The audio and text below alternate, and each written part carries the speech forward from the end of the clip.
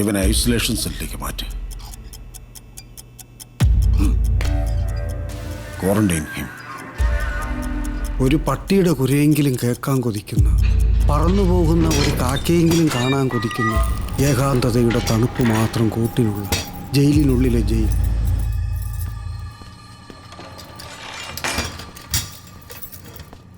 വാ, അവന്മാരുമായിട്ട് അടിയുണ്ടാക്കിയോണ്ടല്ലേ നിനക്ക് ഇങ്ങോട്ട് വരേണ്ടി വന്നു.